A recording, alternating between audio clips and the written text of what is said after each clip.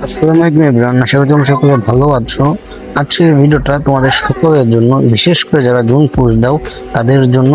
কারণ 2026 সালে এসে তোমরা কিভাবে ভালো জুন পুশ দিবা এবং তোমরা লাস্ট জুনে কিভাবে 3 থেকে 4 বার নিজের টিমমেটদেরকে রিভাইভ দিবা, আজকের এই ভিডিওতে কিন্তু সম্পূর্ণ বিষয় তোমাদেরকে বুঝিয়ে দেওয়া হবে। তো তোমরা যারা এখনো ভিডিওতে লাইক করো না, তার ভিডিওতে লাইক করে দাও এবং চ্যানেল থেকে চ্যানেলটাকে সাবস্ক্রাইব করে দাও। আর আজকে ভিডিওর লাইক আমি দেখতেছি মাত্র ভাই 100। যদি আজকে এই ভিডিওতে 100টা লাইক যদি কমপ্লিট করতে পারো, তাহলে আগামীতে আমি তোমাদের মাঝে আরো নতুন এবং নতুন নতুন জুন পুশের ক্যারেক্টার কম্বিনেশন এবং টিপস অ্যান্ড ট্রিক্স নিয়ে আসবো। 2023 সালে তোমরা যারা জুন পুশ দিতা এবং জুন পুশ করতা, তারা অবশ্যই ভালো করে জানো আর কিন্তু জুন পুশের জন্য কে ক্যারেক্টার, তারপরে ফন্ট ক্যারেক্টার এবং বিভিন্ন ধরনের ক্যারেক্টার ব্যবহার করা হতো। তো বর্তমান সময়ে এসে যদি তোমরা সেই সব ক্যারেক্টার দিয়ে জুন পুশ করতে দাও, তাহলে কিন্তু ভাই তোমাদের জুন পুশ ভাই মোটেও হবে না। তো 2026 সালে এসেও তোমরা নতুন কি কি ক্যারেক্টার দিয়ে জুন পুশ দিবা, সেটা আজকে আমি তোমাদেরকে দেখাবো। তো জুন পুশের ক্ষেত্রে তোমাদের সর্বপ্রথম যে ক্যারেক্টার দিকে খেয়াল রাখতে হবে সেটা হচ্ছে গিয়ে অলিভিয়া। তো তোমরা যদি অলিভিয়া ক্যারেক্টারটা নাও, তাহলে তোমাদের যেখানে একটা নর্মাল মেডকিট করলে 100 ইপি দিত, সেইখানে তোমরা যদি একটা নর্মাল মেডকিট করো, তাহলে ওই অলিভিয়ার কারণে তোমাদেরকে 20 থেকে 30% ইপি বেশি দেবে। যেমন ধরো তুমি একটা সুপার মেডকিট করে 200 ইপি পাও, সেখান থেকে তোমাকে এরা 260-70 এইরকম ভাবে দিবে। তো তারপরে যে ক্যারেক্টারটি লাগবে সেটা হচ্ছে ভাই সিজু। ধরো তুমি পুরো ম্যাপের টোকেন কালেকশন করার পর তোমার টোকেন আছে মাত্র 6000, কিন্তু তুমি যদি সিউ ক্যারেক্টার নিয়ে জুন পুশ করো, তাহলে দেখবে তোমার কিন্তু ইজিলি 9-10 হাজার টোকেন অটোমেটিক হয়ে যাবে। তো তারপরে ক্যারেক্টার যেটা লাগবে সেটা হচ্ছে ভাই হলো গাড়ি ক্যারেক্টার, মানে মিশা ক্যারেক্টার ভাই। তো এই মিশা ক্যারেক্টার ছাড়া কিন্তু ভাই তুমি কোনো টোকেন কালেকশন করতে পারবে না, কারণ তুমি যেই দিক দিয়ে টোকেন কালেকশন করতে যাবা এমনি কিন্তু তোমাকে মেরে দিবে। তো তারপর লাস্টে যে ক্যারেক্টারটা লাগবে সেটা হচ্ছে ভাই ম্যাক্সি। তো ম্যাক্সিমের কাজ কি তোমরা কিন্তু সকলেই জানো। তো ম্যাক্সিমের কাজ হচ্ছে ভাই, তুমি যখন মেডকিট পেছাবা, তুমি যদি এই ক্যারেক্টারটি না নাও, তাহলে তোমার মেডকিট পেছানোর সময় ম্যাক্সিম যখন থাকবে, তখন ভাই 30% বেশি, মানে 30% তাড়াতাড়ি তোমার মেডকিটটা পেঁচাবে। এই জন্যই তুমি তো বুঝতে পারছো এইসব ক্যারেক্টার ঝুনপুষের ক্ষেত্রে কতটা প্রয়োজনীয়। তো তারপরে যে বিষয়টার উপরে খেয়াল রাখতে হবে সেটা হচ্ছে ভাই লোড আউটস। তো 2023-24 সালে কিন্তু আমরা বোন ফায়ার অথবা অন্য আরও অনেক কিছুতে জুন পুশ দিতাম, কিন্তু বর্তমান সময়ে তুমি যদি এইগুলোতে জুন পুশ দাও তাহলে কিন্তু হবে না। তো এখন তোমার জুন পুশ দিতে হলে কিন্তু নতুন নিয়মে জুন পুশ করতে হবে 2026 সালে এসে। তো 2026 সালে এসে যদি তুমি পকেট টিভি নাও, হামার নাও অথবা এই টিম বুস্টার নাও, তাহলে কিন্তু কাজ হবে। তোমাদের অবশ্যই কিন্তু জুন পুশের ক্ষেত্রে কিন্তু পকেট টিভিটা নিতে হবে। তো তোমরা যদি পকেট টিভি না নাও ভাই, তাহলে তোমরা কিন্তু ভাই 2026 সালে এসে ভাই জুন পুশ দিতে পারবা না, আর দেওয়া তোমাদের জন্য কিন্তু একটু টাফ ব্যাপার হয়ে যাবে। তো তোমরা তো বুঝতেই পারছো কোন লোড আউটসটা তোমরা ব্যবহার করবা। তো লাস্ট যে বিষয়টা সেটা হচ্ছে ভাই পেট। তো পেটের দিক কিন্তু আমাদের অবশ্যই সঠিকভাবে খেয়াল রাখতে হবে।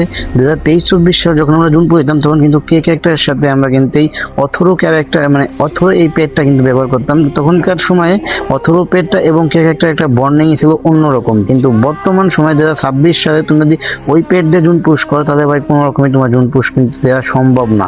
তো এর জন্য কিন্তু তোমাদের 2026 সালে এসে জুন পুশের জন্য কিন্তু মনে এই পেটটা ব্যবহার করতে হবে। তোমরা যখন এই মনে পেটটা ব্যবহার করবা, তো তোমরা যখন জুনের ভিতর থাকবা, এই পেটটা কি করবে, তোমার 30% ড্যামেজ কমিয়ে দেবে। মানে তোমার যদি জুনে ড্যামেজ দেয় 10, তাহলে তোমরা যখন জুনের ভিতর এই ক্যারেক্টার এই পেটটা নিয়ে থাকবা, তখন তোমাকে ড্যামেজ দেবে মাত্র 2-3 এইরকম। এই জন্য তো বুঝতে পারছো এই পেটটা কি কারণে ব্যবহার করবা, আর এই পেটটা ব্যবহার করার যে কতটা গুরুত্বপূর্ণ তা তো তোমরা বুঝে ভাই। তো চলো তোমাদের একটা জুন পুশের ভিডিও দিয়ে সম্পূর্ণ বিষয়টা বোঝানো হোক। আর তোমরা যারা এখন ভিডিওতে লাইক করো, তারা ভিডিওতে লাইক করে দাও এবং যারা চ্যানেল হয় তারা চ্যানেলটাকে সাবস্ক্রাইব করে দাও। বরাবরের মতন কিন্তু আমরা ল্যান্ডিং করতেছি ফ্যাক্টরিতে, এবং আমার সাথে দেখতে পাচ্ছ কিন্তু আছে ভিভ্যাস চৈতি গেমিং। অবশ্যই সে কিন্তু তার ভিভ্যাসটা হাইড করে রাখছে। আর একজন আছে, সেটা হচ্ছে ভাই বগুড়া লাইভ। তো এরা দুজনে কিন্তু ভালো কন্টেন্ট ক্রিয়েটর এবং একটা তো ভিভ্যাসই প্লেয়ার। তো সেটা বড় কথা না, বড় কথা হচ্ছে দেখো আমি ম্যাচে আসতে কিন্তু আমার টিমমেট 3টা কিন্তু চলে গেছে বিদেশে। তো বিদেশ যেহেতু গেছে সেটা কোনো সমস্যা নাই, আমি এখানে ফ্যাক্টরি থেকে 2টা টোকেন টাচ দেওয়ার পর যাবো তাদেরকে রিভাইভ দেওয়ার জন্য। তো এই ফ্যাক্টরি থেকে 2টা টোকেন টাচ দেওয়ার পর আমি চলে আসলাম রিভাইভ পয়েন্টে, এবং এইখান থেকে একজনকে রিভাইভ দিয়ে দিলাম।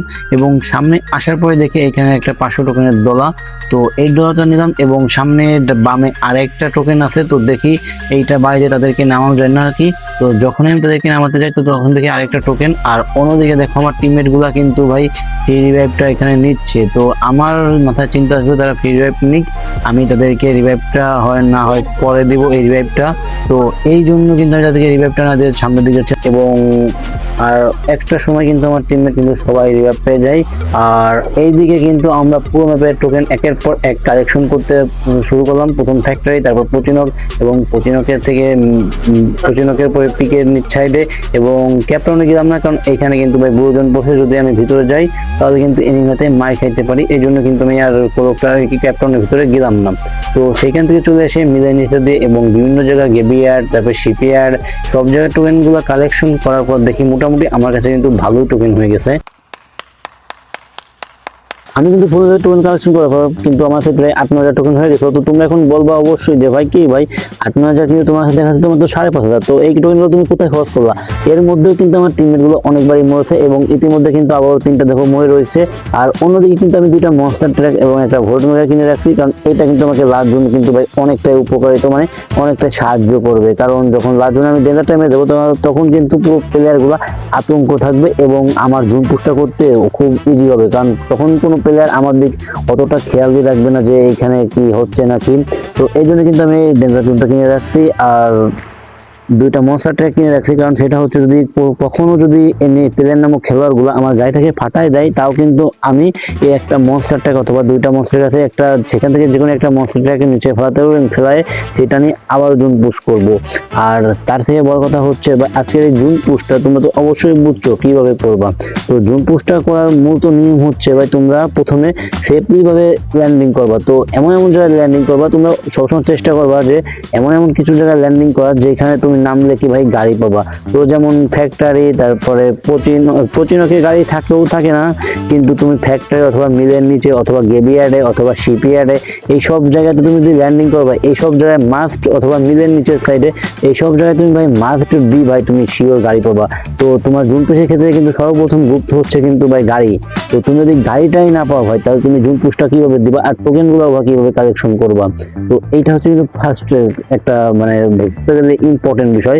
আর সেকেন্ড ইম্পর্টেন্ট বিষয়টা হচ্ছে সেটা হচ্ছে গিয়ে যে তোমার টোকেন কালেকশন করা। টোকেন কালেকশন করার বহুত নিয়ম আছে ভাই। তুমি যদি মিডল থেকে টোকেন কালেকশন শুরু করো, তাহলে দেখতে পারবা কি যে একটা সময় এসে প্লেয়ার নামক খেলোয়াড়গুলোর হাতে তুমি বাস খেয়ে চলে যাওয়া বিদেশে, আর অন্যদিকে তোমার টিমমেট গুলো তোমাকে জানা তা বলবে। তো এই জন্য তোমরা কি করবা, প্রথম কিন্তু যে কোনো একটা কোনার সাইডে ল্যান্ডিং করো। বেশিরভাগ সময় তোমরা চেষ্টা করো গেবিয়ার অথবা মিলের নিচের সাইডে, মিলের নিচে অথবা অবজারভেটরি সাইডে, ব্রিজ সাইডে ল্যান্ডিং করার।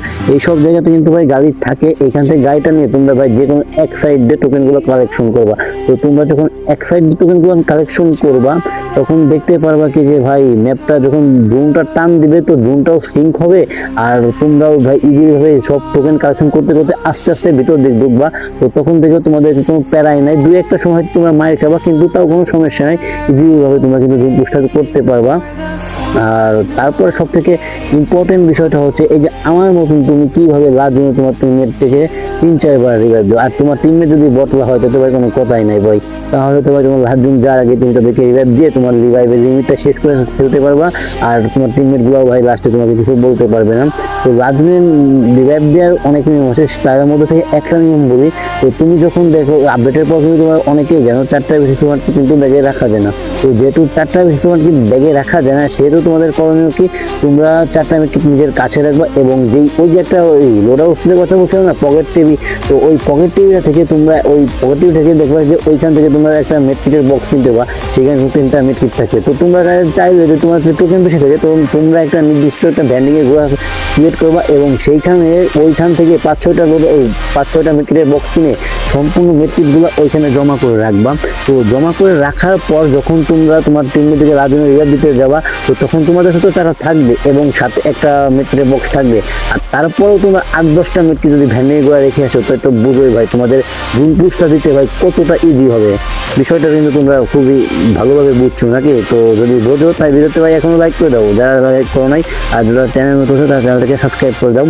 আর তারপরে লাস্টে হচ্ছে ভাই লাস্ট জুনের সার্ভাইভ। তো লাস্ট জুনে যখন ভাই যখন জুনটা ছোট হয়ে যায়, তো তখন তুমি সার্ভাইভটা করবা কিভাবে। তো তুমি দেখবা তোমার টিমমেট গুলো যখন যেই পাশে তোমার টিমমেট যদি ভালো হয়, তো দেখবা তারা যেই পাশ থেকে গেম খেলে, মানে যে কোনো এক সাইডে তো গেম খেলে যাচ্ছে, তো সেই সাইডে দেখবা যে কোনো প্লেয়ারই থাকে, কারণ তার যেই পাশ থেকে যায় সেই পাশ থেকে প্লেয়ারগুলোকে তোমাকে পুরো মারতে মারতে যায়। তো সেই সাইডগুলোতে তো একবার বেশিরভাগ সময় প্লেয়ার থাকে না, মানে সেই সাইডগুলো পুরাই ফাঁকা থাকে। তো তোমরা চেষ্টা করবো তখন সেই সাইড দিয়ে যাওয়ার।